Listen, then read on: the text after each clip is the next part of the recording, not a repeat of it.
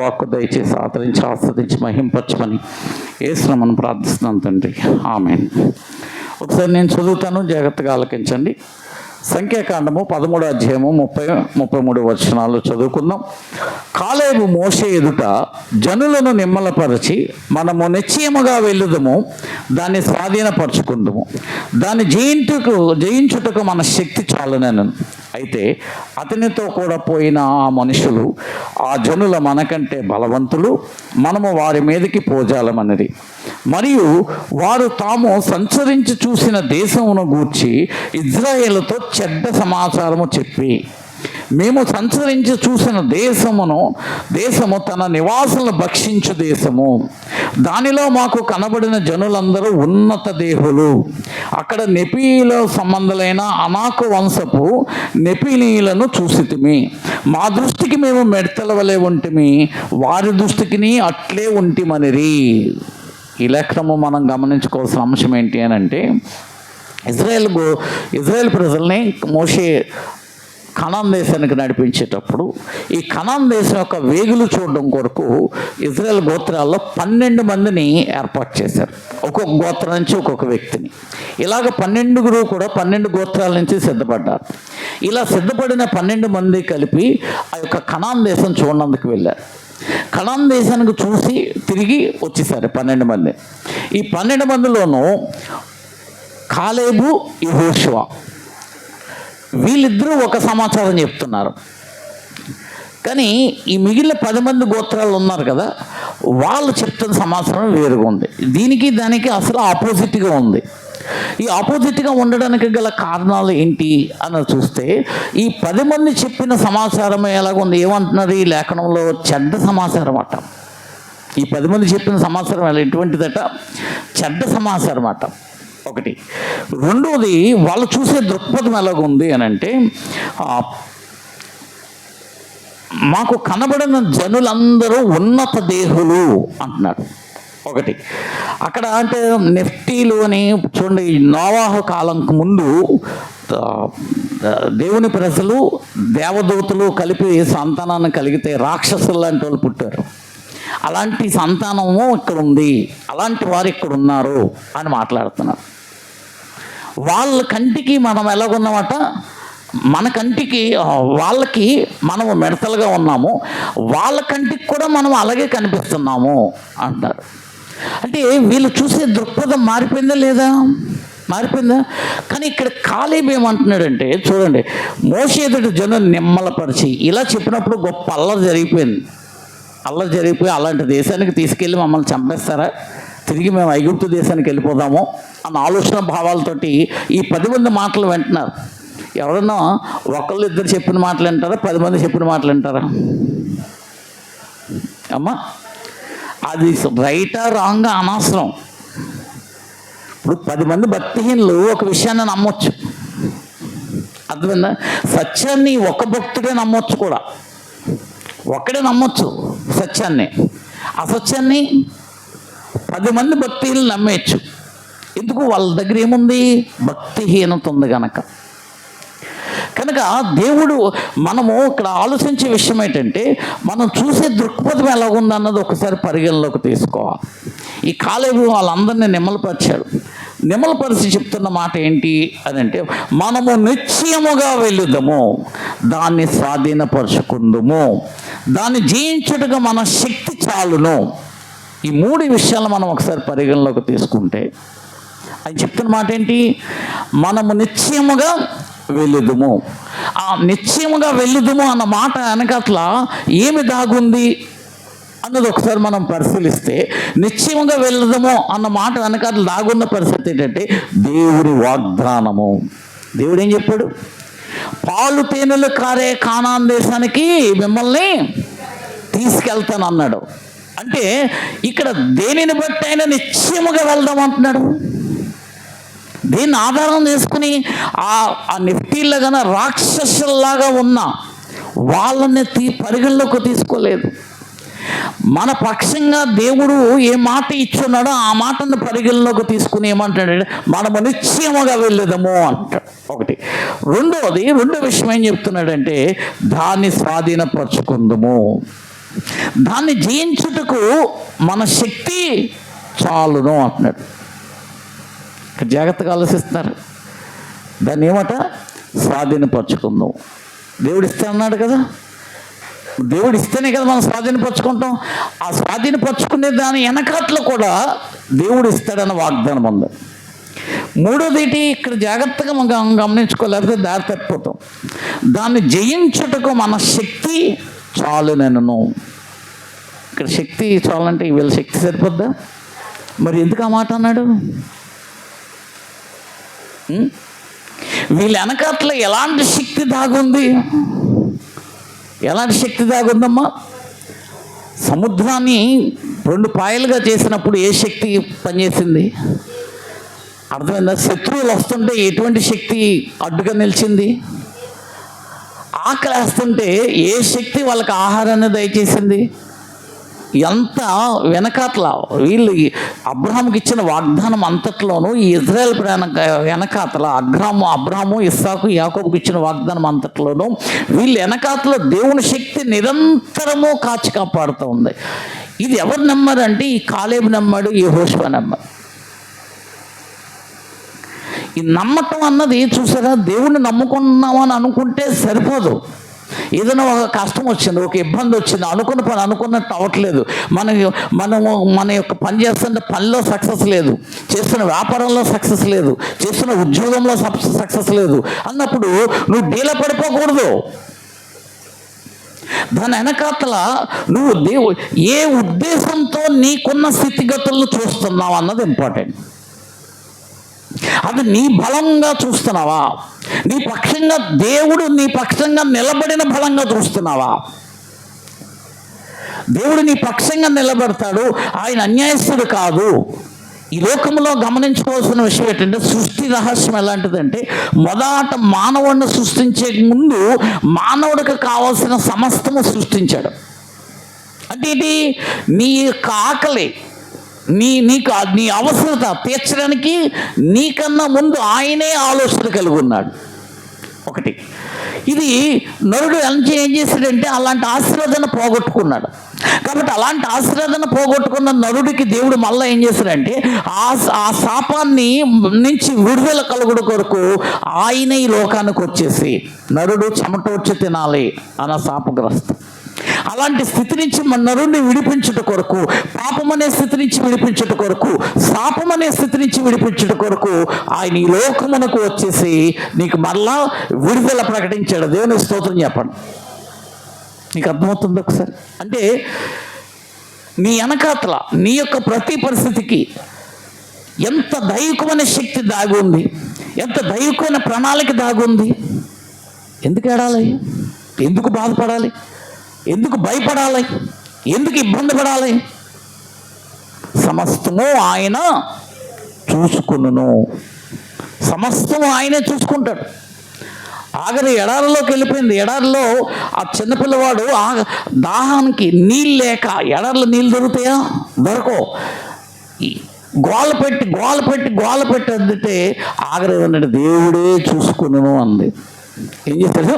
దేవుడే చూసుకుని అనుకుంటే ఆ పిల్లవాడికి దగ్గరలో ఒక నీటి బుగ్గ బయటకు వచ్చి ఆ పిల్లవాడి దాహం తీర్చింది. నువ్వు అర్థమవుతుందా? నువ్వు ఎడారిలో సంచరించినా సరే, ఎలాంటి అంటే ఎడారులు అంటే నీకు ఎటువంటి ఆధారం లేని పరిస్థితి, ఎలాంటి స్థితిగతుల మధ్య నువ్వు ఉన్నా కానీ ఆ స్థితిగతుల్లో నుంచి కూడా నిన్ను కాపాడగలడు. కనుక ఇక్కడ ఏంటంటే నీకు కావాల్సిన నమ్మకం. నువ్వు దేవుణ్ణి నమ్ముకున్నానంటే దేవుణ్ణి నమ్ముకున్నట్టుగా నీ ఆత్మీయ జీవితాన్ని కట్టుకోవాలి. దేవుడు లేడు అన్నట్టుగా నీ ఆత్మీయ జీవితం ఉండకూడదు. వీళ్ళు అలాగ ఆలోచిస్తున్నారు, ఈ 10 మంది ఎలాగ ఆలోచిస్తున్నారు కనుక ఈ 10 మంది చెప్పిన మాటలు విన్న వాళ్ళు ఎవ్వరూ కానాన్ దేశంలోకి అడుగు పెట్టాల. తర్వాత లేఖనాలు చదువుకోండి ఇంటికి వెళ్ళిన తర్వాత. వీళ్ళిద్దరు తప్ప, ఎవరిద్దరు?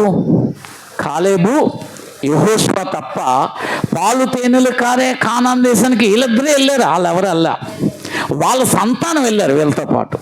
కానీ ఎవరైతే అపనమ్మకస్తులుగా ఉన్నారో, అపనమ్మకస్తులు చెప్పిన మాటలను నమ్మారో వాళ్ళెవరూ ప్రవేశించలేరు.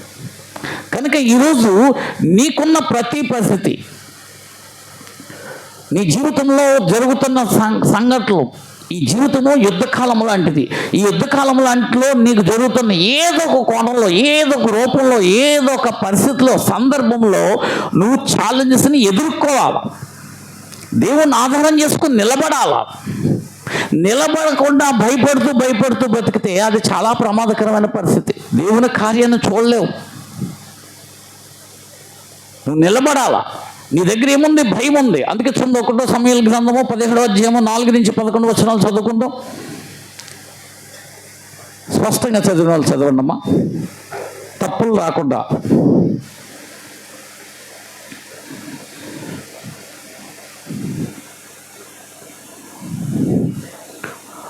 1 సమూయేలు 17వ అధ్యాయం 4వ వచనం నుంచి 11వ వచనం. ఫాస్ట్ 4వ వచనం, 17:4. గాతువాడైన గొల్యాతును సూర్యుడొకడు ఫిలిష్తీయుల దండులో నుండి బయలుదేరుచుండెను. అతడు 6 మూళ్ళ జానడు ఎత్తు మనిషి. అతని తల మీద రాగి శిరస్త్రాణం ఉండెను. అతడు యుద్ధ కవచము ధరించి ఉండెను. ఆ కవచము 5,000 తులముల రాగి ఎత్తుగలది.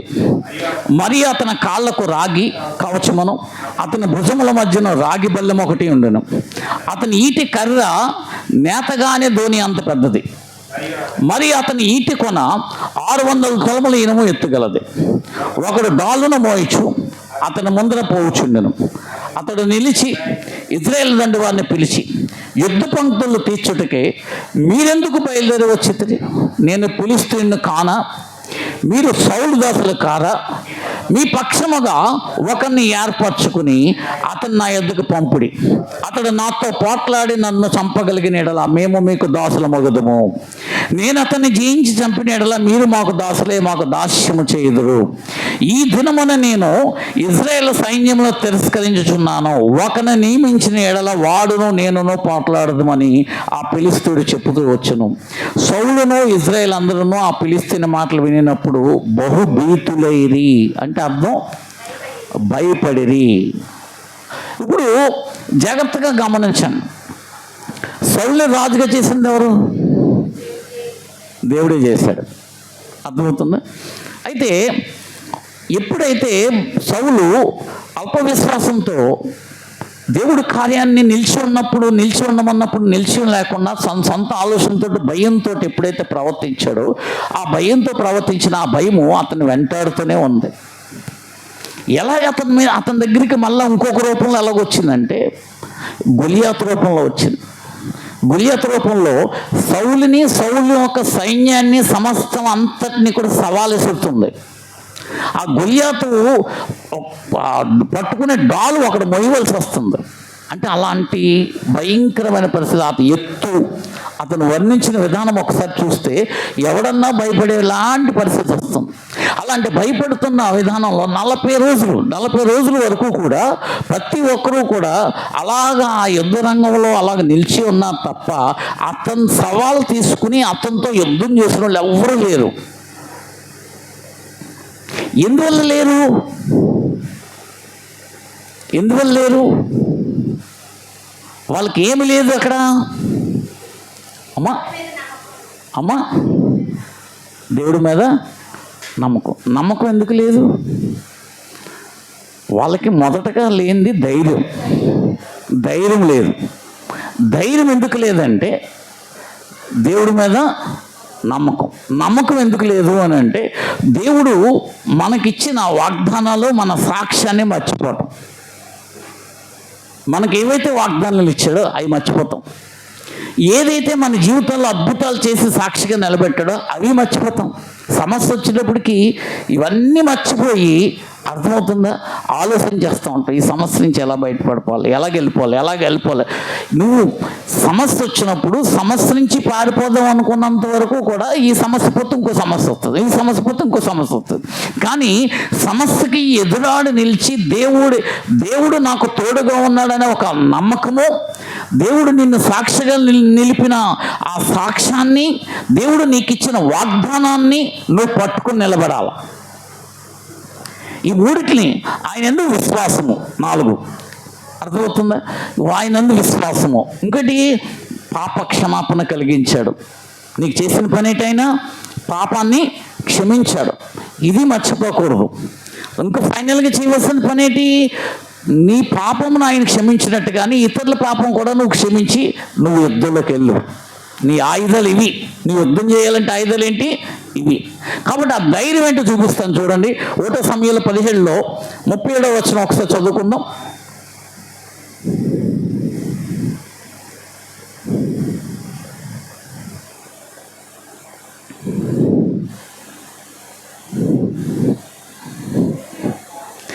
సింహం యొక్క బలము నుండి, ఎలుగుబంటి యొక్క బలము నుండి నన్ను రక్షించిన యెహోవా ఈ ఫిలిష్తీయుని చేతిలో నుండి కూడాను నన్ను విడిపించిన నీవు చెప్పాను. అందుకు సౌలు, పొమ్ము, యెహోవా నీకు తోడుగా నుండును గాక అని దావీదుతో నేను దేవునికి స్తోత్రం. ఇప్పుడు ఈ యొక్క గొల్యాతు మీదకి, గొల్యాతును చంపుతానని నిలబడిన వ్యక్తి ఎవరు? ఇక్కడ ఎవరు? దావీదు. దావీదు యొక్క బలం ఏంటి? ఒక జగత చూడండి, యుద్ధం చేయాలి, తప్పదు. అక్కడ యుద్ధం చేయకపోతే అవ్వదు. నువ్వు నిలబడి అయితే శత్రువుని చంపేస్తావు. అర్థమైందా? నువ్వు యుద్ధం చేయకపోతే శత్రువు నిన్నన్న చంపేస్తాడు. కాబట్టి ఏం చేయాలి? యుద్ధం చేయడమే అన్నది ఇంపార్టెంట్. కాబట్టి యుద్ధం చేసేటప్పుడు నీ బలగాలు చూసుకోవాలి కదా, అవునా? కాబట్టి అతని బలం ఏంటో చెప్తున్నాడు. అతని బలం ఏంటి ఏమని చెప్తున్నాడంటే, ఇప్పుడు గొల్యాతు మీదకి యుద్ధం చేయడానికి మొదటి మాట ఏమనంటే యెహోవా నామములో వీడిని చంపేస్తాను అన్నాడు. ఫస్ట్ మాట ఎవరి నామములో? యెహోవా నామములో. అందుకని నువ్వు ఎంత ప్రార్థన చేసి, ఎలాంటి ప్రార్థన చేసినా, ఏ విషయాల్లో ప్రార్థన చేసినా యేసు నామాన్ని పక్కన పెట్టకూడదు. జాగ్రత్త సుమి. నీకు సమాధానం యేసు నామములోనే దొరుకుతుంది. నువ్వు ఎంత ప్రార్థన చేయి, 2 గంటలు ప్రార్థన చేసి లాస్ట్లో యేసు నామములో అడుగుతున్నాను అని అనకపోతే ఇంత ప్రార్థన వృధా. ఇక్కడేమన్నాడు దావీదు? యెహోవా నామములో వాడిని చంపేస్తున్నాడు. తన బలం ఏమంటున్నాడంటే, సింహం యొక్క బలము నుండి, ఎలుగుబంటి యొక్క బలము నుండి నన్ను రక్షించిన యెహోవా ఈ ఫిలిష్తీయుని చేతిలో నుండి కూడాను నన్ను విడిపించునని చెప్పాను. దేవునికి స్తోత్రం. అంటే ఇతని బలం చూసారా? ఏం మాట్లాడుతున్నాడో చూసారా? ఇవి అంతరంగంలో అతనికి ఆ హృదయంలో పాతుకుపోయాయి. అతడు గొర్రెలు కాసుకునేటప్పుడు సింహాలతోటి పోరాడాడు, ఎలుగుబంటులతోటి పోరాడాడు, వాటిని గెలిచినప్పుడు వాటి కోసం ఏం చెప్తున్నాడంటే సింహం బలము నుండి, ఎలుగుబంటి బలము నుండి, అందుకనే చెప్తున్నాం బలము నుండి దేవుడు యెహోవా నన్ను కాపాడును, రక్షించినట్టుగానే ఈ గొల్యాతు నుంచి కూడా నన్ను కాపాడతాడు. దేవునికి స్తోత్రం. అర్థమవుతుందా? నువ్వు మర్చిపోతున్నావు నిన్ను ఎప్పుడెప్పుడు ఎలా కాపాడాడో మర్చిపోయి, అర్థమైందా? ఈ కష్టం లాగానే, ఈ కష్టంలో నేనేమైపోతాను, నా బతుకు ఏమైపోద్దు, నా పరిస్థితులు ఏమైపోద్దు, ఇంతే నా బతుకు ఇంతే మారదు. ఇన్నిసార్లు కాపాడాడు నిన్ను, గుర్తున్నాయా? ఎలాంటి బలమైన భయంకరమైన స్థితిగతుల నుంచి కాపాడాడు కదా నిన్ను. ఒకటని గుర్తుందా? వీళ్ళకు ఈ కాలేబు యెహోషువకి వాళ్ళు ఆలోచించిన విధానం ఏంటంటే, దేవుడు ఇచ్చిన వాగ్దానం ఆలోచించాడు. దేవుడు ఎంత శక్తి పరిపూర్ణంగా, ఎంత మన పక్షంగా ఎలాంటి అద్భుతాలు చేశాడో తెలుసు. సముద్రాన్ని 2 పాయలుగా చేశాడు. అది చూసారా లేదా? సముద్రాన్ని 2 పాయలుగా చేశాడు. నెక్స్ట్ ఇంకా చేసిన పని ఏంటి? అగ్నిస్తంభాన్ని, మేఘస్తంభాన్ని కూడా ఉంచాడు, శత్రువులు వీళ్ళ మీదకి దాడి చేయకుండా. ఎలాంటి అద్భుతాలు! అర్థమైంది? ఇవి మర్చిపోయారు వీళ్ళు. అర్థమైందా? కనుక నీకు కూడా దేవుడు ఎలాంటి అద్భుతాలు చేశాడో బైబిల్ గ్రంథంలో ఉంది. అదే సముద్రాన్ని పాయలుగా చేశాడు, శత్రువులు రాకుండా అగ్నిస్తంభాన్ని ఉంచాడు. అదే రీతిగా ఎండదెబ్బ తగలకుండా ఏం చేశాడు? మేఘస్తంభాన్ని ఉంచాడు వీళ్ళకి. అదే కాకుండా మనకి ఇంకేం చేశాడమ్మా? ఇంకేం చేశాడు? అందరికీ, సమస్త యావత్ మానవాళికి చేసింది సాక్ష్యం ఏంటి? పాప క్షమాపణ. అర్థమవుతుంది? అది మర్చిపోకూడదు. నీకు ఇంకేం చేశాడు? నీకంటూ ఒక ప్రత్యేకంగా ఏదో ఒక సాక్ష్యం ఉంచుంటాడు నీ జీవితంలో. ఇవి ఎప్పుడైతే మర్చిపోతావో అప్పుడు వాడు వస్తాడు. ఎవడొస్తాడు? సాతాను గడు వస్తాడు. ఆడొచ్చి ఏం చేస్తాడు తెలుసా? ఇవన్నీ మర్చిపోయావు కదా, మర్చిపోయావు కాబట్టి ఇంక మళ్ళీ గుర్తు రాకుండా నీకు ఎదురుగా ఎలాంటి కష్టం ఉందో, ఎదురుగా ఎలాంటి ఇబ్బంది ఉందో, ఎలాంటి ఒత్తిడి ఉందో, ఆ ఇబ్బంది ఒత్తిడిని పెద్దది చేసి, అర్థమైందో? మనం ఇక్కడ ఏదన్నా ఒక వస్తువు ఇక్కడి నుంచి ఎలా చూసాం అనుకో, ఈ మాత్రమే కనిపించింది. ఒక భూతద్దం పెడితే అదే సైజు పెరుగుతుందా? ఏం పెరుగుతుందా? అదే ఒరిజినల్ సైజు అని పెరుగుతుందా? కానీ సైజు పెరిగి కనిపిస్తుంది. అపవాది చేసే పని ఇదే. అర్థమవుతుందా? నీ జీవితంలో ఎన్ని అద్భుతాలు చూస్తుండవో అవన్నీ గుర్తు తెచ్చుకో, జ్ఞాపకం తెచ్చుకో. తప్పనిసరిగా దేవుడు నువ్వు ఆ కష్టంలో అంటే దేవుడు కార్యం చేస్తాడు. నువ్వు ప్రార్థన చేసినా, ప్రార్థన చేయకపోయినా నిన్ను పిలుచుకున్నాడు, నిన్ను ఏర్పాటు చేసుకున్నాడు కనుక ఆ ఏర్పాటును బట్టి, పిలిచిన బట్టి తగిన సమయంలో నిన్ను ఆయన ఆదుకుంటాడు. ఆయన నిన్ను వదిలేడు. కానీ ఈ ప్రార్థన ద్వారా నువ్వు ఎలా బలపడతావు అని అంటే, ఆ కష్టము నిన్ను అంటే ఆయన కాపాడే లోపు అర్థమవుతుందా? నీవు ఏం లేదు, సింపుల్గా కరోనా వచ్చి చంపింది కొంతమందినే. ఎక్కడ కరోనా నాకు వచ్చేస్తుందో అని భయపడి చచ్చిపోయిన వాళ్ళు ఎక్కువ. నీ ప్రార్థన ఎందుకో తెలుసా? నీకు వచ్చిన కష్టంలో భయపడిపోయి నువ్వేదో అయిపోకుండా, ఇప్పుడు నీకు ఒక భయంకరమైన కష్టం వచ్చింది, అవమానకరంగా ఉంది ఆ కష్టం, అర్థమైందా? దేవుడు ఇడిపిస్తాడు, నిన్ను వదిలేడు. కానీ ఇడిపించలోపు అపవాది సైతం వచ్చి, ఎందుకు నీకు ఈ జీవితం, చచ్చిపోవచ్చు కదా, నీకెవరున్నారు? ఎవరన్నా ఒక్కలన్నా నీకున్నారా? ఎవరన్నా నీతో సమాధానంగా మాట్లాడిన వాళ్ళు ఉన్నారా? ఒక్కళ్ళన్నా నీకు సహాయం చేసిన వాళ్ళు ఉన్నారా? అందరూ నిన్ను ద్వేషిస్తున్నారు, అందరూ నేను దూషిస్తున్నారు. కాబట్టి ఎందుకు ఈ నువ్వు బతికి ఎవరిని ఉద్ధరించాలి అని చెప్తుంది. నీ దగ్గర ప్రార్థనా శక్తి ఉంది, ప్రార్థనాత్మతంలో నింపబడి ఉన్నావు, ఆత్మీయ జీవితాన్ని కలిగి ఉన్నావు. ఈ మాటలు నీ దగ్గరకు వస్తాయా? వస్తే వింటావా? ఇది పట్టించుకుంటావా? పట్టించుకోక నా దేవుడు ఉన్నాడు. యేసుప్రభు దగ్గరకు వచ్చింది. యేసుప్రభు దగ్గర ఆ దైవాత్మ శక్తి కలిగిన దేవుడు గనక, దైవకుమారుడు గనక తిప్పుకొట్టాడా లేదా? ప్రతి మాట అపవాదం వచ్చి మాట్లాడిన ప్రతి మాటకి వెంటనే వాక్యంతో మాట్లాడింది, వాక్యంతో జవాబు ఇచ్చి తరివేశాడు. నీకెందుకు ప్రార్థన కావాలో అర్థమవుతుందా? నువ్వు ప్రార్థన చేయకపోతే నీకు నువ్వే హాని తెచ్చుకుంటావు. చెప్పుడు మాటలంటూ వీళ్ళందరికీ దైవకమైన పరిస్థితి లేక 10 మంది చెప్పిన చెడ్డ మాటలనేవి నమ్మారు వీళ్ళు. ఇద్దరు దేవుని యందు విశ్వాసము కలిగి, దేవుని వాగ్దానం ఎరిగి, దేవుని యొక్క సాక్ష్యం ఎరిగి, దేవుడు చేసిన అద్భుతాలు ఎరిగి మాట్లాడిన ఆ ఇద్దరు మాటలు వీళ్ళు నమ్మలేదు. అర్థమవుతుందా? నీకెందుకు ప్రార్థన కావాలో ఇప్పుడు నీకు అర్థమవుతుందా? నువ్వేదో ప్రార్థన చేస్తే ఆయనకేదో జరగదు, ఆయనకేదో ఒరిగిపోదు. నువ్వు ప్రార్థన చేయడం వల్ల ఏంటంటే నీకు నాశనాన్ని కలిగించి అపవాదిని ఎదిరించగల శక్తి నీకు వస్తుంది. దాన్ని తిరిగి తిప్పికొట్టగల శక్తి నీకు కలుగుతుంది. తిప్పగలిగిన జ్ఞానం వస్తుంది, నీకు ఆత్మబలం వస్తుంది, నీకు ఆదరణ కలుగుతావు. తప్పనిసరిగా దేవుని మూలంగా నువ్వు కట్టబడి పరిస్థితులన్నిటినీ జయించి నిలబడగలుగుతావు. ప్రార్థన ఎవరి కోసం ఇప్పుడు? అర్థమవుతుందా? కనుక నీకు దేవుడు చేసినంత వరకు, తగిన సమయంలో నీ పక్షంగా అద్భుతం చేసినంత వరకు కూడా నువ్వు సమాధానం కలిగి ఉండాలి దేవుడితోటి. అర్థమైందా? ఈలోపు ఎన్ని మాటలు మాట్లాడతావు? వీళ్ళందరూ ఎందుకు వెళ్ళలేకపోయారు దేవుడు రాజ్యానికి? వీళ్ళందరూ కనాన్ దేశానికి ఎందుకు వెళ్ళలేకపోయారు? వీళ్ళందరూ దారిలో సనుక్కునేవారు, మాట్లాడుతుందని తిండికి సనుక్కునేవారు, మంచినీళ్ళకి సనుక్కునేవారు. నీళ్ళు లేకుండా దాహంతో చంపేస్తావా? దేవుడు చంపేస్తాడు అక్కడ అన్నట్టుగా మాట్లాడాడు. మోషే దగ్గరకు వచ్చి మాట్లాడేవారు. కనుక నీకు అర్థం కావాల్సింది ఏంటంటే, ప్రార్థనా జీవితం ఎందుకు కావాలంటే నువ్వు బలపడడానికి. దేవుడు నీకు అన్యాయం చేయడు. ఒకటి స్పష్టత అది. నీకు అన్యాయం చేయడు, కానీ నిన్ను ఆస్వాదిస్తాడు. ఆశీర్వాదం నీకు కలిగినంత వరకు కూడా నువ్వు ఆయన మీద నమ్మకం కలిగి నిలబడడం కొరకే ప్రార్థన జీవితం కావాలి. నీకు ఆత్మ సంబంధమైన ఎదుగుదల కావాలి, ఆత్మ మూలమైన ఆదరణ కావాలి. లేకపోతే నీ సొంత ఆలోచనలతో ప్రవర్తిస్తావు, సొంత ఆలోచనలతో మాట్లాడతావు, నీకు నచ్చినట్టుగా, నీకు ఇష్టానికి వచ్చినట్టుగా, ఎవరు బాధపడతారు ఎవరు బాధపడరు ఏం సంబంధం లేకుండా నీకు నచ్చినట్టుగా ప్రవర్తించుకుంటూ వెళ్ళిపోతూ ఉంటావు. ప్రార్థన జీవితం ఉంటే మాట్లాడేటప్పుడు ఆలోచిస్తావు, ఒక పని చేసేటప్పుడు దేవుడిని అడుగుతావు,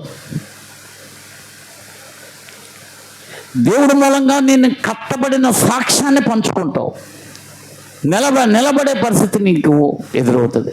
కనుక నిర్లక్ష్యమైన ప్రార్థన జీవితం లేకుండా ఉన్నామో ఒక్కసారి చూసుకో. దేవుడు చేసిన సాక్ష్యాలని నువ్వు మర్చిపోకు, నీకు చేసిన మేళ్ళు మర్చిపోకు, దేవుడు ఈ సృష్టిలో చేసిన అద్భుతాలు మర్చిపోకు. ఇవన్నీ నీ దగ్గర పెట్టుకో. అపవాది నీ దగ్గరికి వచ్చి నిన్ను కదిలించలేడు, మాట్లాడలేడు, ఏమీ చేయలేడు. ఇవన్నీ పక్కకి వెళ్ళిపోయినప్పుడే నువ్వు ఓడిపోతూ ఉంటావు. ఈ పక్కకి వెళ్ళిపోయినప్పుడు వాడు చెప్పిన మాట నీకు బలంగా ఉంటుంది. ఏంటి దేంట్లో బలమో? వాడు వచ్చి ఏం చెప్తాడు? నువ్వు బాగుపడతావు అని చెప్తాడా? అయిపోయావు నువ్వు. ఏమంటాడు? అయిపోయావు నువ్వు, నీ పరిస్థితి ఇంతే, నీ బతికింత ఇంకింతే అంటాడు. అంతే. ఏమంటావు? నువ్వేం నమ్ముతావు? లేదు నా దేవుడు నా కోసం ప్రాణమే పెట్టి నన్ను కొనుక్కున్నాడు, రక్తం కాచి నన్ను కొనుక్కున్నాడు. అర్థమవుతుందా? దేవుడు ఆయన నన్ను విడిచిపెట్టాడు. నా తల్లి కానీ తండ్రి కానీ నన్ను వదిలేస్తాడేమో, నన్ను కట్టుకున్న భర్త వదిలేస్తాడేమో, నన్ను కట్టుకున్న భార్య వదిలేస్తాడేమో, నన్ను కడుపును పుట్టిన బిడ్డలు వదిలేస్తాడేమో, కానీ నేను నమ్ముకున్న ఆ యేసయ్య నన్ను ఎన్నటికీ విడివడు, ఏడబాయుడు. పర్వతాలు తొలగిపోయినను, మెట్టలు తత్తరిల్లినను, నా కృప నిన్ను విడిచిపోదు. దేవునికి స్తోత్రము. చూడండి, ఇక్కడ వాగ్దానం మనం మర్చిపోకూడదు. వాగ్దానం కూడా ఎటువంటి వాగ్దానం ఇచ్చాడు? ఈ ఇజ్రాయేల్ ప్రజలు వీళ్ళు ఎందుకు మర్చిపోయారు? వాగ్దానం మర్చిపోయారు కనుక వాళ్ళు ధైర్యంగా నిలబడలేకపోయారు వాళ్ళిద్దరు చెప్పిన మాటలు. కనుక నీకు దేవుడు ఇచ్చిన వాగ్దానాన్ని కూడా నువ్వు మర్చిపోకూడదు. ఏమి ఇచ్చాడు వాగ్దానం? చూడండి, ఆదికాండము 17:8-9 వచనాలు. మొదటగా నువ్వు గమనించవలసింది ఏంటంటే, దేవుడు నిన్ను ఎలా కాపాడాడో మర్చిపోకూడదు. రెండోది, వాగ్దానం మర్చిపోకూడదు. ఆదికాండం 17:8-9. నీకును నీ తర్వాత నీ సంతతికిని నీవు పరదేశులై ఉన్న దేశమును, అనగా కనాను దేశం అంతటిని నిత్య స్వాస్థ్యముగా ఇచ్చి వారికి దేవుడునై యుందువని అతనితో చెప్పను.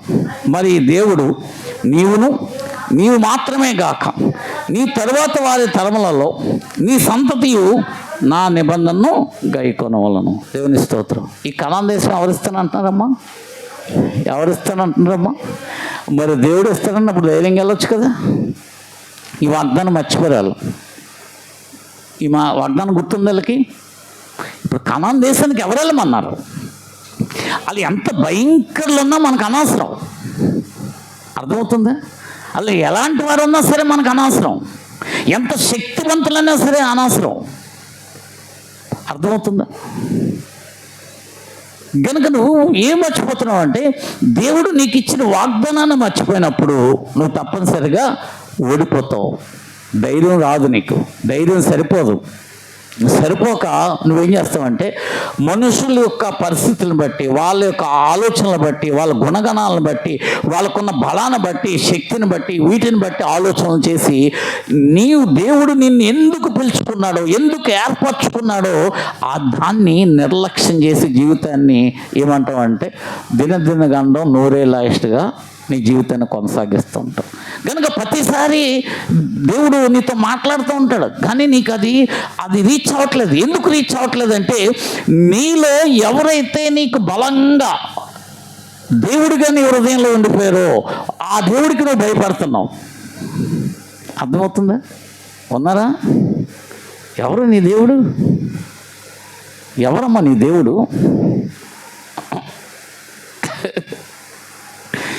యేసయ్యనే దేవుడిగా నువ్వు ఉన్నావంటే నువ్వు ఆయన భయపడక్కలా, ఆయన ప్రేమ చూపించగలవాడు.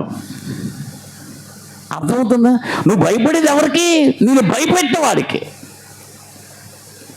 అవునా?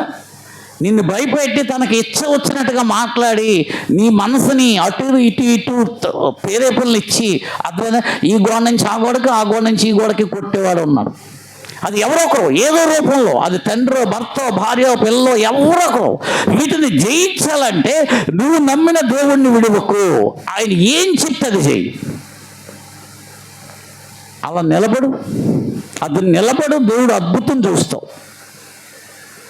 కనుక ఇక్కడ ఒకసారి చూడండి, మనకు మరి ఆ కానాన్ దేశానికి వెళ్ళడానికి దేవుడు అబ్రాహాముకు వాగ్దానం ఇచ్చిన ఆ వాగ్దానాన్ని బట్టి వీళ్ళు కానాన్ దేశం ప్రవేశించగలరు. అవునా కాదా?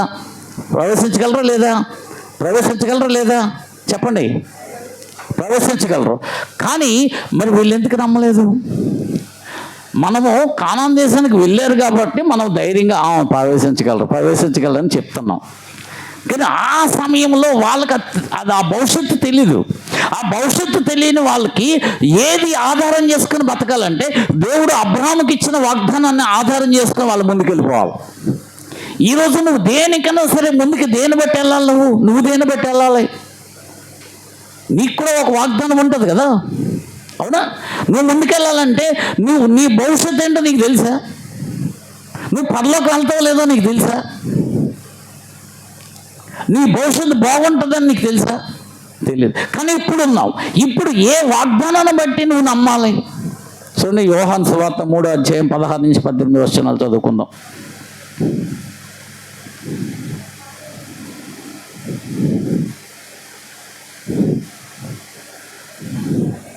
3:16-18.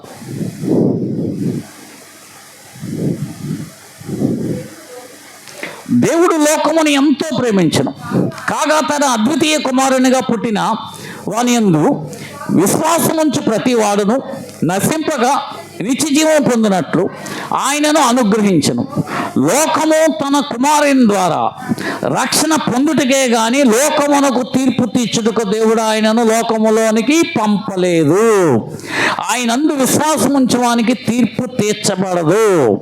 విశ్వసింపుని వాడు దేవుని అద్వితీయ కుమారుని నామమందు విశ్వాసముంచలేదు గనుక వానికి తీర్పు ఎంతక మునిపే తీర్పు తీర్చబడెను. ఇప్పుడు నీకున్న వాగ్దానం ఎలాంటి గొప్ప వాగ్దానం! నువ్వు దేని బట్టి నువ్వు ఈ లోకములో దేవుని బిడ్డగా ఫలిస్తావు? ఏ వాగ్దానాన్ని బట్టి ఫలిస్తావు? దేవుడు లోకముని ఎంతో ప్రేమించెను, కాగా తన అద్వితీయ కుమారుని లోకానికి పంపెను. అర్థమవుతుందా? ఆయన ఎందుకు ఆ పుట్టిన వాడిని, అద్వితీయ కుమారునిగా పుట్టిన వాడిని విశ్వాసం ఉంచాడు ప్రతి వాడు నశింపక నిత్య జీవం. అంటే ఎప్పుడైతే ఆయన ఎందుకు విశ్వాసం ఉంచావో నీలో మరణకరమైన అంటే నశించే స్థితి నాశనం అయిపోయింది. మీలో నాశన పుత్రుడు తప్ప మరేది ఎవరన్నారు ఈ మాట?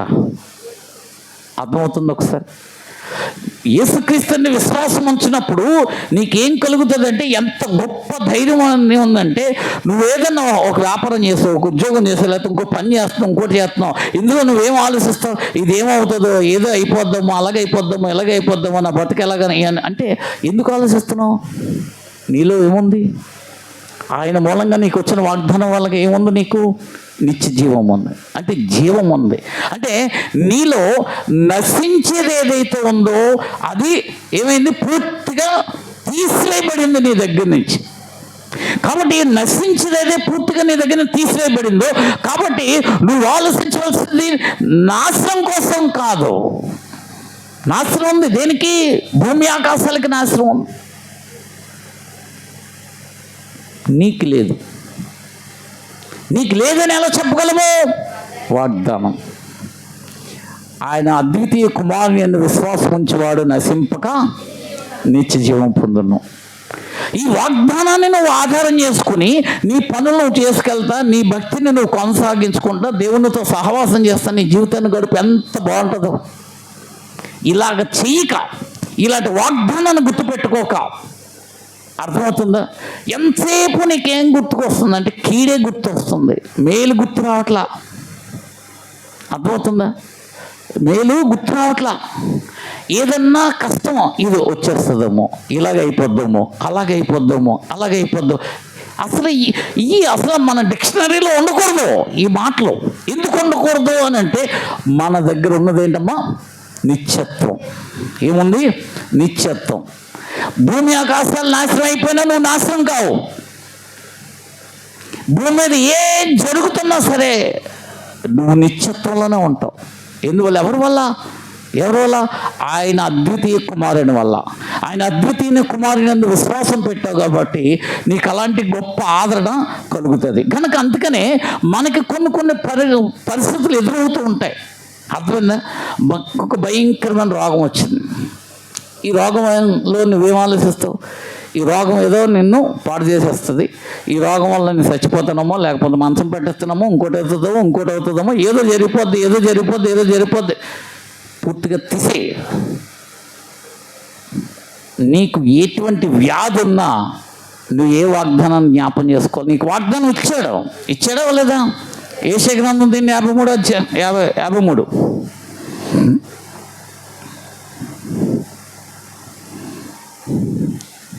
4-6 వచనాలు చదవండి.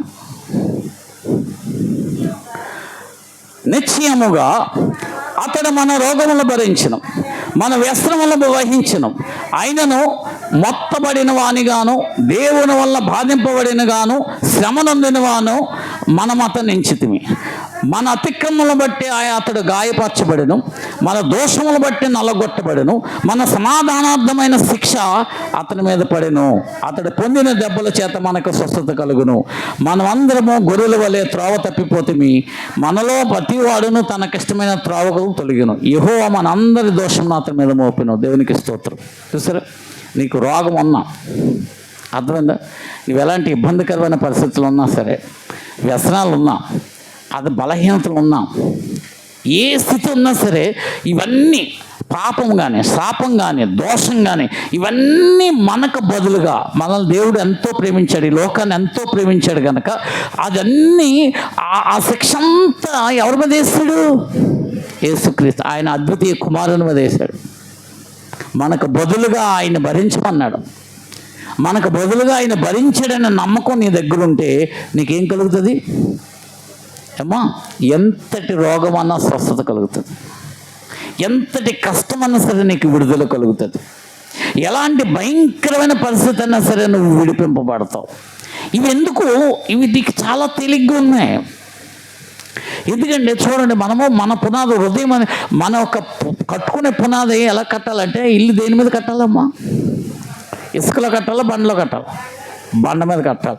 నువ్వు బండ మీద కట్టావంటే నీ విశ్వాసం బండ మీద, ఇల్లు ఏదైతే బండ మీద కట్టావో అది తుఫాన్ వచ్చినా, గాలివానలు వచ్చినా, ఏమొచ్చినా అది పడిపోద్దా? ఇసుకలో కడితే నీ హృదయం అనే బండ లాగా ఎప్పుడైతే మారిందో, ఆ బండ మీద ఎప్పుడైతే నువ్వు కడతావో, ఆ బండ మీద ఈ వాగ్దానాలతో ఎప్పుడైతే నీ హృదయాన్ని నింపుతావో, అవి నీకు ఆ వాగ్దానానికి సంబంధించిన కష్టము అది వచ్చే లోపే ఆ వాగ్దానం ఎత్తుపట్టుకుని నువ్వు ప్రార్థన చేసేటప్పుడు దేవుడు స్వస్థత ఇచ్చేస్తాడు. దేవునికి స్తోత్రం చెప్పండి. నువ్వేం మర్చిపోతున్నావు? నీ వాగ్దానాన్ని నమ్మశక్యంగా లేదు. నీకు వాగ్దాన్ని నమ్మి అంత శక్తి నీ హృదయంలో కల్పించట్లేదు. ఈ వాగ్దాన్ని నమ్మి నిలబడగల శక్తి నీకు కలగాలంటే అనుదినము నువ్వేం చేయాలి? ప్రార్థన చేయాలి. ఎలా చేయాలి ప్రార్థన?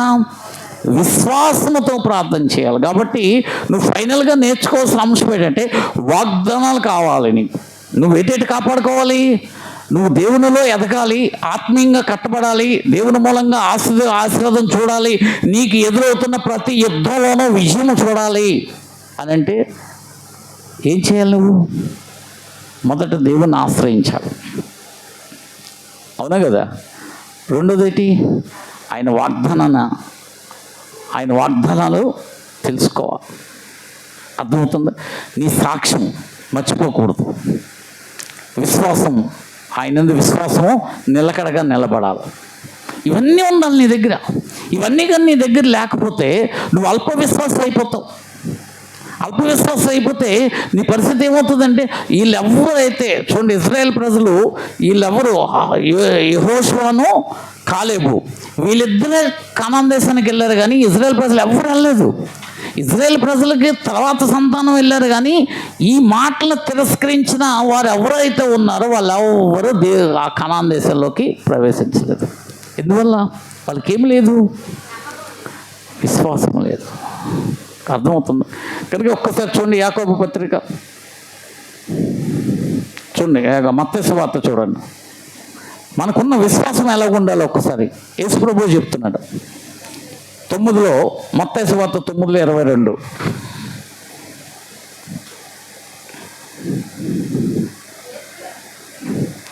యేసు వెనుకకు తిరిగి ఆమెను చూసి, కుమారి ధైర్యంగా ఉండము, నీ విశ్వాసము నిన్ను బాగుపరచదని చెప్పగా ఆ గడి నుండి ఆ స్త్రీ బాగుపడింది. దేవుని స్తోత్రం. ఇక్కడ చూడండి ఒక్కసారి,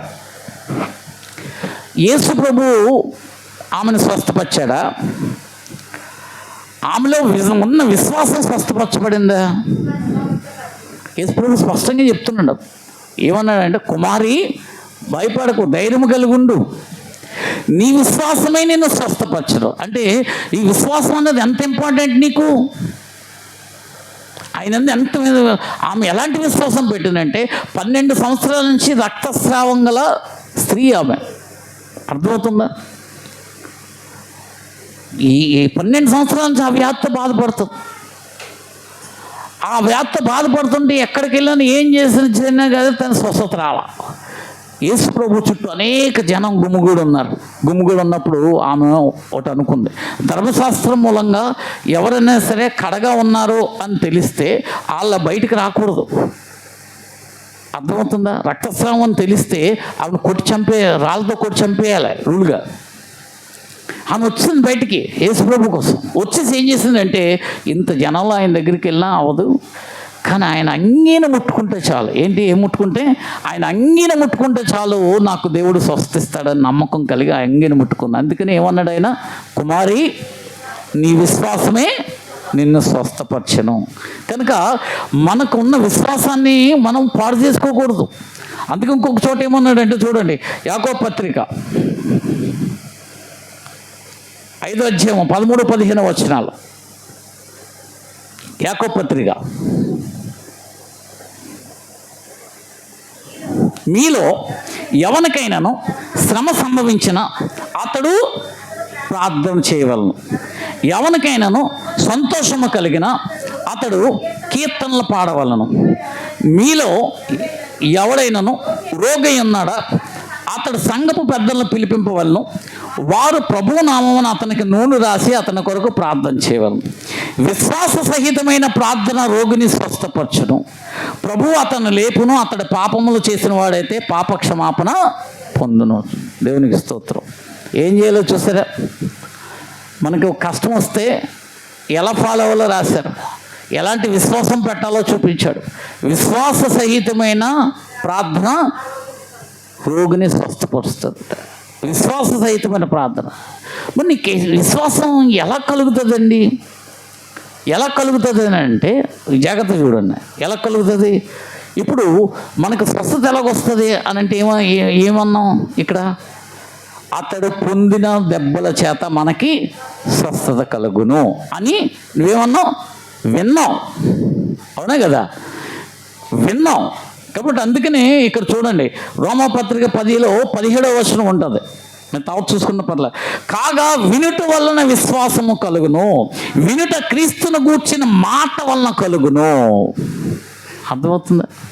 ఒకసారి అంటే నువ్వు విశ్వాసం కూడా నాకు ఎలాగండి కలుగుతుంది విశ్వాసం అన్నికైనా సందేహం ఉందా? ఈ వాక్యం చదువు. ఏం కలుగుతుందట? వినుట వలన. అందుకనే దేవుని సన్నిధికి వచ్చి నువ్వు జాగ్రత్తగా శ్రద్ధగా వాక్యం మీద దృష్టి పెట్టాలా. అలా నిర్లక్ష్యంగా కూర్చోకూడదు, నిర్లక్ష్యంగా ఇంకేదో ఆలోచించకూడదు. అర్థమైందా? ఇంకేదో పనులు పెట్టుకోకూడదు. దేవుని వాక్యము శ్రద్ధగా ఆలకిస్తే ఏమవుతుందంటే నీకు వినుట వలన విశ్వాసం కలుగును. కాగా ఎవరి కోసం వింటే వస్తుంది విశ్వాసం? క్రీస్తును గూర్చిన మాట వలన. అంటే యేసు ప్రభు కోసం నీకు ఏ మాటలైతే వినబడ్డాయో ఆ మాటల వల్ల నీకు విశ్వాసము అంతకంతకు పెంపొందించబడుతుంది. కనుక వాగ్దానం కావాలి, సాక్ష్యం ఉండాలి, అర్థమవుతుందా? ఇంకేం కావాలి? విశ్వాసము కూడా ఉండాలి. ఇంకా విశ్వాసం కోసమే మీకు ఇంకో మాట చెప్తాను. చూడండి, మార్కు 11:23-26 వచనాలు చూడండి. మార్కు. కనుక చూడండి తొందర ఫాస్ట్గా. అమ్మమ్మ 11లో, మార్కు 11లో 23-26, 23-26 వచనం. ఎవడైనను ఈ కొండను చూసి ఎత్తబడి సముద్రంలో పడవేయబడునని చెప్పి తన మనసులో సందేహింపక తాను చెప్పినది జరుగునని నమ్మినెడల వాడు చెప్పినది జరుగునని మీతో నిశ్చయముగా చెప్పుచున్నాను. అందుచేత ప్రార్థన చేయనప్పుడు మీరు అడుగుతున్న వాటిని ఎల్లను పొంది ఉన్నామని నమ్ముడి, అప్పుడు అవి మీకు కలుగునని మీతో చెప్పుచున్నాను. దేవునికి స్తోత్రం. ఈ విశ్వాసం నీలో ఇంకా బలపడాలి, ఇంకా ఎదగాలి. ఎలాగ ఎదగాలంటే నువ్వేదైతే ప్రార్థన చేస్తున్నావో, ఏ విషయంలో అయితే ప్రార్థన చేస్తున్నావో చూడండి. అది ఆయన ఏం చెప్తున్నాడు? ఎవడన్నా సరే విశ్వాసంతో ఈ కొండ వెళ్ళి సముద్రంలో పడమంటే పడుతుంది. అర్థమవుతుందా? మీకు ఒకసారి కథ చెప్పాను నేను. ఏం కథ అంటే, ఒక పాస్టర్ గారు చర్చి కోసం ప్రార్థన చేస్తే ఆ చర్చి ఒక కొండ పక్కన చర్చి వచ్చింది. అర్థమైంది? ఆ కొండ పక్కన చర్చి వస్తే కట్టేసి ఓపెన్ చేద్దాం అనుకుంటే గవర్నమెంట్ నుంచి వాళ్ళకి కొన్ని కాగితాలు వచ్చాయి. ఎలాగొచ్చాయంటే, మీరు చర్చి ఓపెన్ చేయడానికి లేదు, ఎందుకంటే ఈ చర్చికి పార్కింగ్ లేదు, పార్కింగ్ లేకుండా చర్చికి మేము అనుమతి ఇవ్వము అన్నారు. అనుమతి అంటే ఓపెనింగ్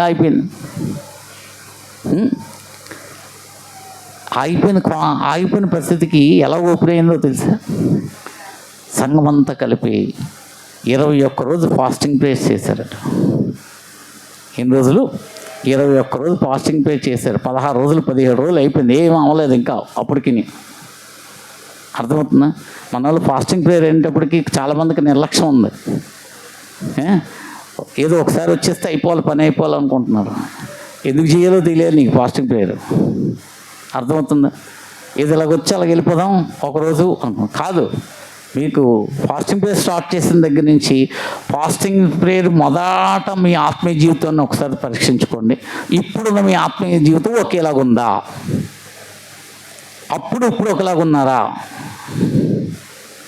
అర్థమవుతుందా? ఒకసారి శుక్రవారం వస్తున్నాం కదండి, ఆదివారం వస్తున్నాం, దేందే నీకు ఆ సందర్భంలో దేవుడు నిన్ను ఎలా బలపరచాలో అలా బలపరుస్తాడు. తేడా ఉందా లేదా? శుక్రవారం ఆదివారానికి ఫాస్టింగ్ ప్రేయర్కి వాక్యాలకి తేడా ఉందా లేదా? ప్రార్థనకి తేడా ఉందా లేదా? ఏముందా లేదంటరా? ఉందా? వచ్చిన వాళ్ళు చెప్పండి, ఉందా లేదా? అది కనుక ఈరోజు మీకు అర్థం కావాల్సిన విషయం ఏంటి అని అంటే, విశ్వాసము మనము నిరంతరము ఎలాగ ఉండాలంటే, నీలో నిరంతరము విశ్వాసము కలిగి ఉండాలంటే, నువ్వు దేవుణ్ణి ఏది అడుగుతున్నావో దాన్ని పొందుకున్నావని నమ్మి ప్రార్థన చేయాలి. ప్రభువా, ఇదిగో నాకు ఒక కష్టం ఉంది, ఈ కష్టంలో నైనా నువ్వు నాకు సాయం చేసినందుకు నీకు స్తోత్రం, నాకు ఈ కష్టం నుంచి విడిపించి నీకు కృతజ్ఞతలు చెప్పుకునేలాగా నీ సన్నిధిలో నన్ను సాక్షిగా మలిచే ప్రభా, నీకు వందనాలు, నీకు ఎంత స్తోత్రాలు తండ్రి. ఎన్ని స్తోత్రాలు చెప్పినా అది తక్కువే ప్రభా, నీకే ఘనత మహిమ చెల్లిస్తున్నాను నాయన. అంటే నీకు ఏ పని అవ్వలేదు, కానీ పని అవ్వాలని అడుగుతున్నావు కదా, ఏదైతే అవ్వాలని ఆశపడుతున్నావో అది దేవుడు చేశాడనే నమ్మకము ఆ పనులన్నీ అవగడేస్తుంది. విశ్వాసంలో అంత గొప్ప దైవికమైన శక్తి దాగుంది విశ్వాసం మూలంగానే. కనుక నువ్వు విశ్వాసం నీలో పెంపొందించాలంటే నీ ప్రార్థన జీవితం ఎలాగ ఉండాలంటే, ఏది కోరుకుంటున్నావో, అర్థమైందా? ఏది కోరుకుంటున్నావో అది నువ్వు పొందుకోవాలి. ఆ పొందుకున్నావని నమ్మి ప్రార్థన చేయాలి. ఏం చేయాలి? నమ్మి ప్రార్థన చేయాలి. నమ్మి ఎప్పుడైతే నువ్వు ప్రార్థన చేస్తావో తప్పనిసరిగా నీ జీవితంలో గొప్ప అద్భుతాలు చేస్తాడు. అద్భుతాలు, మామూలుగా ఉండవు ఆ అద్భుతాలు. కనుక నువ్వు ఎలాగో ప్రార్థన, విశ్వాసం అన్నది నిర్లక్ష్యంగా ఉందామో నీ జీవితంలో నమ్మశక్యం కానప్పుడు ఎప్పుడైతే నువ్వు విశ్వాసంతో నిలబడ్డావా లేకపోతే లేదా అన్నది మనకు ఎలా తెలుస్తుంది అంటే, విశ్వాసాన్ని పక్కన పెట్టేసి నీ సొంత ఆలోచనల్ని నమ్ముతావు. నీ సొంత ఆలోచనలతోటి ఆలోచన చేస్తూ వాటిని పరిగణలోకి తీసుకుంటావు. వాటిని పరిగణలోకి తీసుకుని అలాగ నువ్వు వెంబడిస్తూ ఉంటావు. మళ్ళీ దేవుడు అంటావు. కాబట్టి అందుకనే వాక్యం ఏముందో తెలుసా? హెబ్రీయులకు పత్రిక చూడండి 11:6-8 ఒకసారి చదువుకుందాం.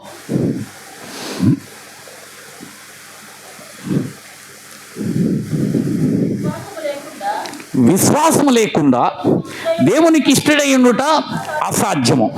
దేవుని వద్దకు వచ్చేవాడు ఆయన ఉన్నాడనియు తను వెతుకు వారికి ఫలము దయచేవాడనియో నమ్మవలెను కదా. విశ్వాసం బట్టి నోవాహు అది వరకు చూడని సంగతులను గూర్చి దేవుని చేత హెచ్చరింపబడి భయభక్తులు గలవాడే తన ఇంటి వారి రక్షణ కొరకు ఒక వాడను సిద్ధము చేశాను. అందువలన అతడు లోకం మీద నేరస్థాపన చేసి విశ్వాసాన్ని బట్టి కలుగు నీతికి వారసుడాయను. తర్వాత అబ్రహాం పిలబడినప్పుడు విశ్వాసం బట్టి ఆ పిలుమునకు లోబడి తాను స్వాస్థంగా పొందనన్న ప్రదేశం బయలు వెళ్ళను. మరి ఎక్కడికి వెళ్ళవలనో అది ఎరుగుక బయలు వెళ్ళను. దేవునికి స్తోత్రం. చూసారా వాక్యం ఎంత స్పష్టంగా ఉంది? విశ్వాస భ్రష్టులు కాకుండా, విశ్వాసం లేకుండా జీవించకండి. దేవుడికి ఇష్టం ఉండదట. ఎవరిష్టము దేవుడికి? దేవుడికి ఎవరంటే ఇష్టం ఏమో? ఆయన యందు విశ్వాసం ఉంచేవారంటేనే దేవుడికి ఇష్టం. విశ్వాసము లేకుండా దేవునికి ఇష్టడుగా ఉండుట అసాధ్యమని స్పష్టంగా లేఖనం సెలవిస్తుంది. ఇస్తుందా లేదా? స్పష్టంగా ఉందా లేదా లేఖనము? అది కాబట్టి నోవాహు కాలంలో దేవుడు హెచ్చరిక చేసి ఒక వాడను తయారు చేసుకోమన్నాడు. ఎప్పుడు అన్ని పరిస్థితులు బాగున్నాయి. అర్థమైందా? ఎవరికాళ్ళు పెళ్ళిళ్ళకి ఇచ్చిన వాళ్ళు పెళ్ళిళ్ళు చేసుకుంటున్నారు, పేరెంట్ ఈ ఫంక్షన్లు చేసుకున్న వాళ్ళు ఫంక్షన్లు చేసుకుంటున్నారు, పండగలు చేసుకున్న వాళ్ళు పండగలు చేసుకుంటున్నారు. అలాంటి మధ్య దేవుడు ఏమన్నాడంటే, జలప్రళయం రాబోతుంది, నువ్వు ఒక వాడ తయారు చేసుకో. నీవును నీ సంతానము అలాగే ప్రతి జాతి పక్షుల్లోనూ జంతువుల్లోనూ జత ఆడమగ కలిపి ఆ వాళ్ళలోకి ప్రవేశించాను. అంటే ఆ మాట నమ్మి వాడని తయారు చేశాడు. అన్నీ బాగున్నాయి, అర్థమవుతుందా? అన్నీ బాగున్నప్పుడు వాడని తయారు చేశాడు. అందరూ పిచ్చోడు అనుకుంటున్నారు. చెప్తున్నాడు జలప్రళయం రాబోతుందంటే ఊరికే చెప్పొచ్చు, కానీ ఎందుకు వచ్చేస్తుంది? బ్రహ్మాండంగా ఉంది, వాతావరణం అన్నీ బాగున్నాయి, ఎలాగొచ్చేస్తుంది అని చెప్పి తిరిగి ఆ నోవాహుని దూషించడం మొదలుపెట్టాడు. వచ్చిందా రాలేదా? వచ్చిందా? ఆ వాళ్ళలో ఉన్న వాళ్ళే బతికారు. ప్రపంచంలో ఆ వాళ్ళలో లేని వాళ్ళు ఎవరైతే ఉన్నారో వాళ్ళందరూ ఆ నీటిలో మునిగి చనిపోయారు. అందుకే నేను చూడండి, ఆకాశంలోనూ ఒక గుర్తు మనకి ఇంద్రధనుస్సు వస్తుంది తెలుసా మీకు? గట్టిగా వర్షం వచ్చేస్తే, చాలా భయంకరమైన వర్షం వచ్చేస్తే ఏమవుతుంది? ఇంద్రధనుస్సు వస్తుంది ఆకాశంలో. అదేంటనుకుంటున్నారు? దేవుడికి ఒక వాగ్దానం ఇస్తాడు, మళ్ళెప్పుడు ఇలాంటి జల ప్రళయాన్ని రప్పించడం. ఎప్పుడన్నా నాకు అంటే మించి వర్షం కురిసేస్తుంది అనుకోండి, ఎక్కువ కురిసేస్తుంది అనుకోండి, నాకు గుర్తుండడం కోసం ఆకాశంలో ఒక ఇంద్రధనుస్సు వస్తుంది, దాన్ని చూడగానే ఆపేస్తాను వర్షాన్ని అన్నాడు. దేవునికి స్తోత్రం. ఎలాంటి వాగ్దానం, ఎలాంటి గుర్తింపు! ఇది ప్రకృతిలో మనకు కనిపిస్తుందా లేదా? ఎంత అవునా కదా? కనుక ఈరోజు నువ్వు అర్థం చేసుకోవాల్సిన విషయం ఏంటంటే, నువ్వు ఏదైతే దేవుడి విషయంలో ఉన్నతంగా అడుగు, ఉన్నతంగా ఆలోచించు, కన్సెషన్ రావుకో. ప్రభు ఇది ఇస్తే చాలు, ఇలా చేస్తే చాలు, అలా చేస్తే చాలు, మరి ఇంకేం వద్దు, ఇలాంటి మాటలు ఒట్లు పెట్టుకోకు. అర్థమైందా? చాలామంది ఒట్లు పెట్టేసుకుంటారు. మా ఆయన్ని మార్చేస్తే చాలు బాబా, ఇంకేం వద్దంటే మొగుడు మార్చేస్తే కొడుకు కూతురు రెడీ అవుతారు. భర్తను మారిపోతే ఎవరు రెడీ అవుతారు? ఇంకొకరు రెడీ అవుతుంది, లేదా అత్తగారు రెడీ అయిపోద్ది, లేదా కోళ్ళు రెడీ అయిపోద్ది. అంటే అక్కడ ఉన్న చీకటి ట్రాన్స్ఫర్ అవుతుంది. అవన్నీ బదులు ప్రభా సంపూర్ణమైన సమాధానం నాకు కలగజేయను ఆయన అంటే ఎవరిలో ఉన్నా నీ జోలికి రాదు కదా. అంటే నువ్వు అడిగే విధానం చాలా ఇంపార్టెంట్. ఇక్కడ దేవుడిని ఉన్నతంగా ఆలోచించాలి, ఉన్నతంగా అడగాల. ఉన్నతంగా అడిగితేనే అద్భుతం చూడగలుగుతున్నావు. అంటే ఎంత ఉన్నతంగా అడుగుతున్నావు అంత ఉన్నతంగా దేవుడిని నమ్ముతున్నావు అని అర్థం. ఓ పాస్టర్ చర్చ్ కట్టేందుకు 50 మంది జనం ఉన్నారు. మళ్ళాగా 5 లక్షలకు సరిపడిగా చర్చ్ కట్టిస్తాడు ఆయన. అర్థమైందా? ఆ తదుపరి ఆయన కట్టేసిన తర్వాత కొద్ది రోజులు కొన్ని సంవత్సరాలకి 5 లక్షల మంది ఆ చర్చిలో ఉన్నారు. దేవునికి స్తోత్రం చెప్పండి. అంటే నువ్వు దేవుణ్ణి ఏదైతే నమ్మి అడుగుతావో అది జరిగి తీరుతుంది. దేవుడికి స్తోత్రం చెప్పండి. తప్పనిసరిగా ఆయన చేస్తాడు, ఆయన కృప చూపుతాడు. ఎందుకు నేను ఎంత ఖచ్చితంగా చెప్తానంటే నువ్వు అనుదినము ప్రార్థనాపరంగా దేవుని వాక్యానుసారంగా నువ్వు ఎదుగుతున్నప్పుడు ఏదైతే దేవుడు ఏమి చేయగలడో, ఏమైతే ఆయన చిత్తం ఉందో ఆ చిత్తాన్ని నువ్వు గ్రహించుకుని ఆయన తప్పనిసరిగా అడగగలుగుతావు. అర్థమవుతుందా? ఆయన చిత్తం అంటే నీకు అర్థమైపోద్ది. ఎందుకంటే దేవుని ఆత్మ సంగతులు దేవుని ఆత్మకే తెలుసు, దేవుని సంగతులు దేవుని ఆత్మకే తెలుసు, మనుషుని సంగతులు మనిషి ఆత్మకే తెలుసు. కనుక దేవుని ఆత్మ అంటే నువ్వు దినదినము దేవునితో సహవాసం చేస్తూ ఆత్మ సంబంధంగా నువ్వు కట్టబడుతున్నప్పుడు దేవుని ఉద్దేశాలు ఏంటి, దేవుని సంగతులు ఏంటో నీకు అర్థమవుతాయి. నీకు ఎప్పుడైతే అర్థమయ్యో అప్పుడు దాన్ని బట్టి దేవుణ్ణి నువ్వు అడగగలుగుతావు, ధైర్యంగా అడగగలుగుతావు, ధైర్యంగా ముందుకెళ్ళగలుగుతావు. లేకపోతే ఏమవుతుంది? అడిగానే దేవుడు చేయలేదు అంటావు. కనుక అందుకనే నువ్వు ఈ ఆత్మీయంగా ఎదగడం చాలా ఇంపార్టెంట్. ఆత్మీయంగా ఎదగాలంటే ఈరోజు ప్రార్థన చేసి ఉదయం చేసి మధ్యాహ్నం సాయంకాలం మానేయడం, సాయంకాలం మానేసి చేసి మరుసటి రోజు మానేయడం, ఇవన్నీ చేయడం వల్ల ఏమవుతుందంటే నీలో పోరాటం పెరుగుతుంది తప్ప ఆ దైవికమైన ఆ ప్రత్యక్షత నీ దగ్గర ఉంది. దేవుడు నీ పక్షంగా ఆయన యుద్ధం చేస్తున్నాడు, ఆయన నీ పక్షంగా నిలబడతాడు, ఆయన ఆదరణ చూపిస్తాడన్న నమ్మకాన్ని కోల్పోతావు.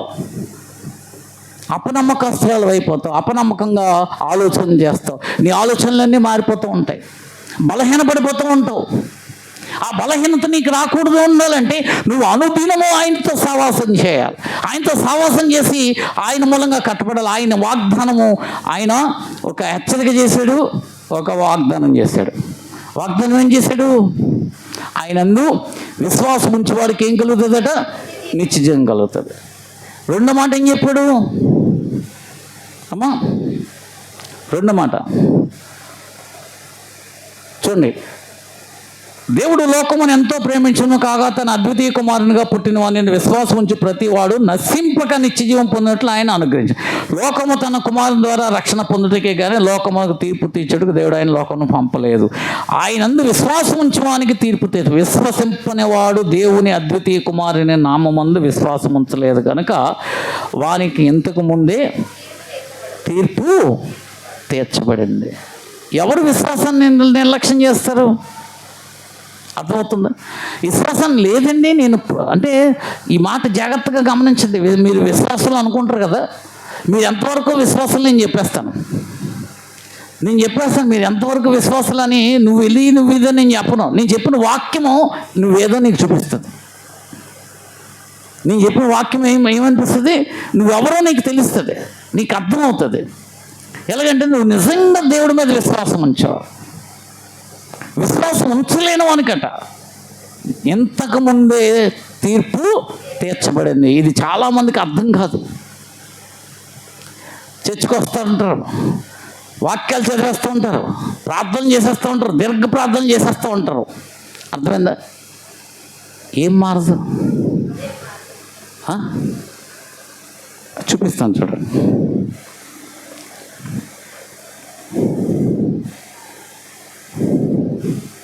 మార్కు సువార్త తీయండి.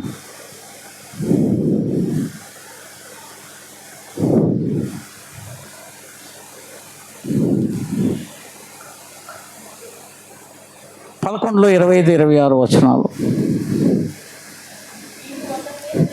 మీకు ఒకరి మీద విరోధమేమైనను కలిగి ఉన్నాడలా మీరు నిలబడి ప్రార్థన చేయనప్పుడెల్లను వారిని క్షమించడు. అప్పుడు పరలోకమందున్న మీ తండ్రియు మీ పాపం క్షమించను. చూడండి, ఇప్పుడు యేసుక్రీస్తుని విశ్వాసం దేనికోసం పెట్టాలి? అమ్మా ప్రభువా నాకు అప్పులు ఉన్నాయి, ప్రభువా పలానా పరిస్థితులు ఉన్నాయి, ఇవి ఉన్నాయి, అవి ఉన్నాయి అన్న దానికి అతి ప్రాముఖ్యమైన విశ్వాసం పెట్టాలా? అసలు దేనికి అతి ప్రాముఖ్యమైన విశ్వాసం పెట్టాలి యేసుక్రీస్తు?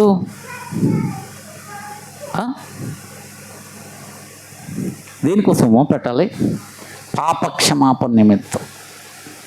మరి యేసు ప్రభు నమ్ముకున్నావు కదా, నీ పాపం క్షమించబడిందా? క్షమించబడిందా? ఎలా తెలుస్తుంది నీకు? తెలుసు నీ పాపం క్షమించబడిందని నీకు ఎలా తెలుస్తుంది? నీ పాపం నీ యొద్ద నిల్చుందా, క్షమించబడిందా, నీకు ఎలా తెలుస్తుంది అమ్మా? ఎదుటివారి పాపాన్ని క్షమించగల మనసును నువ్వు సంపాదించగలిగితేనే నీ పాపం క్షమించబడినట్లు లెక్క. కానీ ఎదుటివారి పాపాలని, తప్పుల్ని పట్టుకుని నువ్వు మాట్లాడుతూ వాళ్ళు హింసిస్తూ బాధిస్తూ ఉంటే నీ పాపం నీ యొద్దే నిలిచిపోయింది. అర్థమవుతుందా? అంటే నువ్వు తన అద్వితీయ కుమారుని నమ్మకము ఇదివరకే, నీకు ఇదివరకే తీర్పు తెచ్చబడిపోయింది. అందుకే ఎన్ని వాక్యాలు వింటావో, భయం లేని బతుకు, ఎన్ని వాక్యాలు విన్నా సరే ఆ టైంకి మళ్ళా విన్నంత వరకు చాలా ఒబీడియంట్గా కూర్చుంటాం మనం. అవునా కదా? ఆ తర్వాత మళ్ళా మనకి సందర్భంకి ఆలోచించేస్తుందంటే అర్థమేంటి? ఇదివరకే నీకు తీర్పు తీర్చబడిపోయింది. ఈ నేను కాదు కదా, పేతురు గారు కాదు కదా, ఇంకెవరు వచ్చినా, యేసు ప్రభు వచ్చి నీకు వాక్యం చెప్పినా సరే నీకు ఎంతకుముందు తీర్పు తీర్చబడిపోయింది. నీలో మార్పు రావట్లేదంటే అర్థం అది. నీకు పశ్చాత్తాపం రావట్లే. ఈ పాపిని ప్రభు అనే పశ్చాత్తాపము నిజంగా వచ్చి యేసు ప్రభును నిజంగా నమ్మితే ఎదుటి వారి పాపాన్ని పట్టుకోవు, ఎదుటి వారి తప్పును పట్టుకోవు. ఎందుకు పట్టుకోవు అని అంటే నీ పాపం క్షమించబడిందని నువ్వు నమ్ముతున్నావా? నమ్మట్లా. ఎదుటి వారు నీలో నేను తప్పు పట్టుకున్నాను అనుకో, అర్థమేంటి? నా పాపం క్షమించబడింది, క్షమించగల శక్తి నా దేవుడికి ఉందని నేను నమ్మితే నీ పాపం కూడా క్షమించగలడు అని నేను నమ్ముతాను. అర్థమవుతుందా?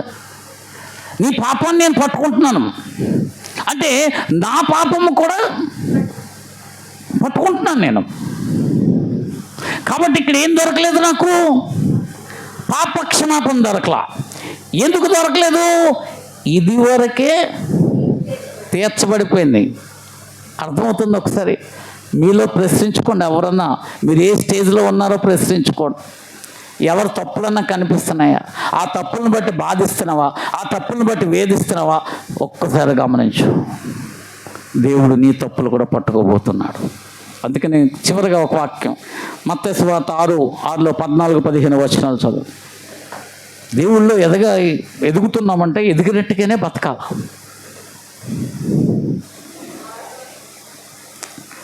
6:14-15 మనుషుల అపరాధములను మీరు క్షమించిన యెడల మీ పరలోక తండ్రి మీ అపరాధములను క్షమించిన. మీరు మనుషుల అపరాధములను క్షమించకపోయిన యెడల మీ తండ్రి మీ అపరాధములను క్షమింపడు. అర్థమైందా? క్లియర్గా అర్థమైందమ్మా? ఎవరి తప్పులు పట్టుకోవడానికి ప్రయత్నం చేయకండి. ఎవరి దానిలో దేవుడు చూసుకుంటాడు. అర్థమవుతుందా? నాకేం పని నాకు చెప్పాడు, అది నేను చేయడమే. ఇప్పుడు నేను ఉన్నాను, నాకేం పని? మీకు ప్రార్థన చేయడం, వాక్యం చెప్పడం, ఆరాధన నడిపించడం, ఇదే పని. నువ్వెవరు, నువ్వేం చేస్తున్నావు, ఇది నాకు అనవసరం, ఇది నా పని కాదు. అదే కదా చెప్పాడు. మనుష్య కుమారుడు తీర్పు తీర్చుటకు రాలేదట, రక్షించుటకే వచ్చాడట. కాబట్టి నీకు చెప్పవలసిన వాక్యం అంటే రక్షించే వాక్యమే చెప్పాలా. నువ్వు రక్షణ కోల్పోకుండా ఉండకుండా జాగ్రత్త పరచాలి, భద్రపరచాలి అంతే. కానీ నీ తప్పును పట్టుకుని నిన్ను వేధించడం కాదు నా పని. నీ తప్పును పట్టుకుని నిన్ను బాధించడం కాదు నా పని. క్షమాపణ అన్నది ఒకటి ఉంది. యేసుక్రీస్తు కాచిన రక్తం మూలంగా పాప క్షమాపణ అన్నది ఒకటి ఉంది అన్న సత్యాన్ని ఎవరైతే నమ్ముతారో, నమ్మిన వారు క్షమించబడతారు, క్షమించబడిన వారు అందరినీ క్షమిస్తారు. దేవుని స్తోత్రం. నమ్మని వారు క్షమించబడరు, క్షమించబడిన వారు ఎవరిని క్షమించరు. ఇంతే. ఈరోజు నీకు అర్థమైందా? విశ్వాసము లేకుండా దేవుడికి ఇష్టడుగా ఉండుట అసాధ్యము.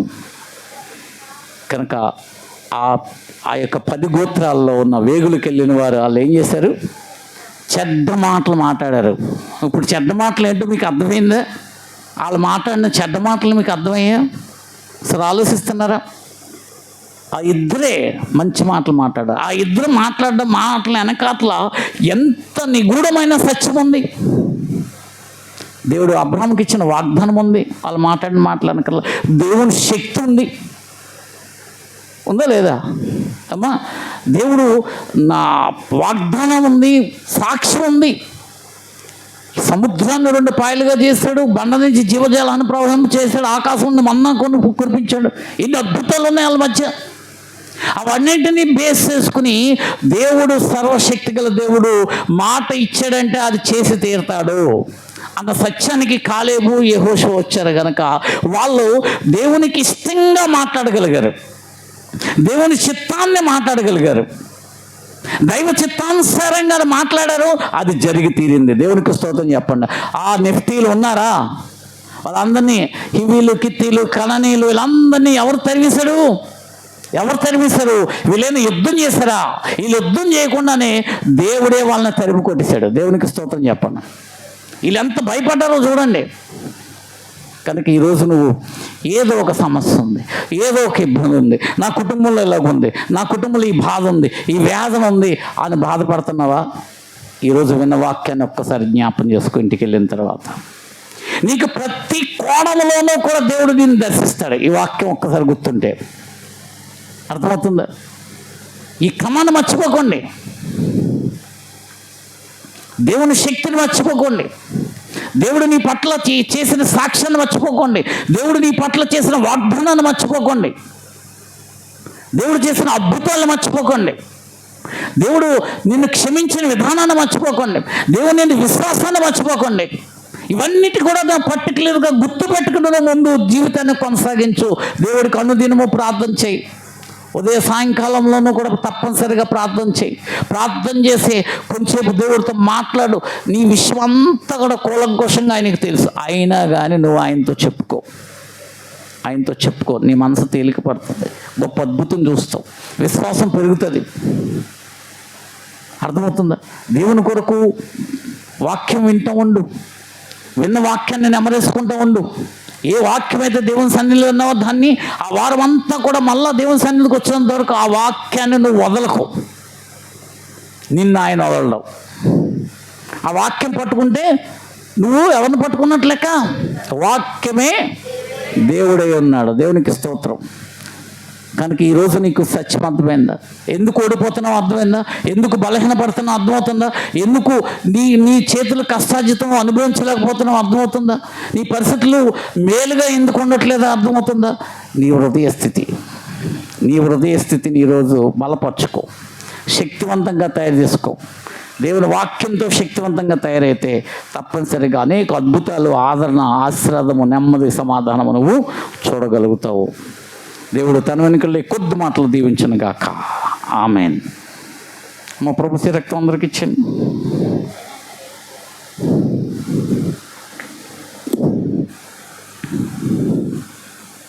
ఆగిందమ్మా.